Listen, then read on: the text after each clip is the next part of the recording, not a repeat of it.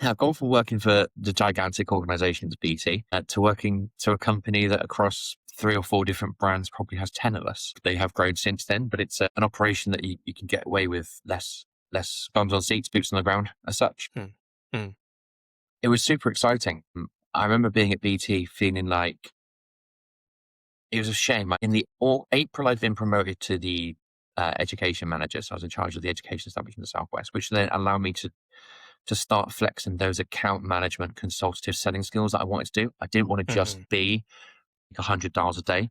Fortunately, sales 15 years ago, the SDR role was nothing more than that. There Mhm. was no thought process behind it. It was just make $100 calls a day, knock on $100 a day.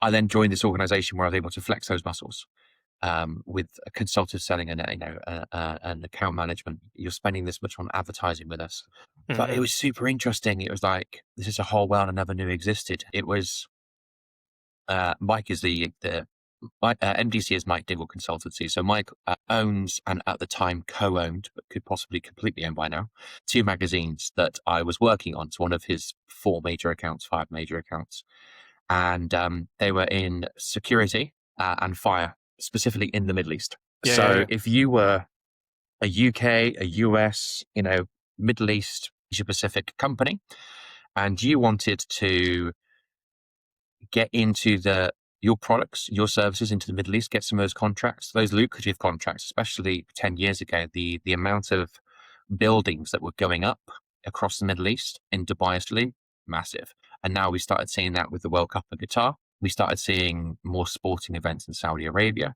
So the whole Middle East was on a growth spurt. We were partnered with the largest trade show in the world. And we were like, if you want your products in front of people, we have this subscriber list, print, digital, website.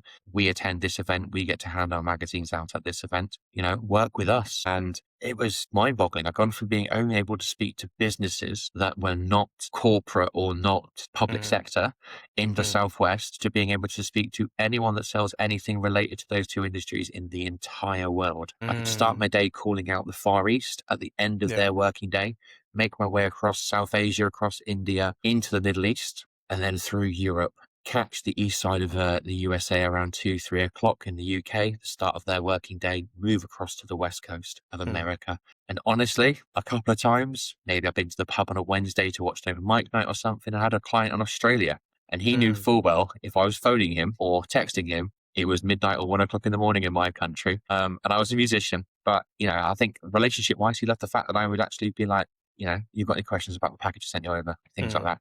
Didn't just leave it to email just because he was literally on the other side of the world. Yeah, yeah, yeah. Huge, huge difference.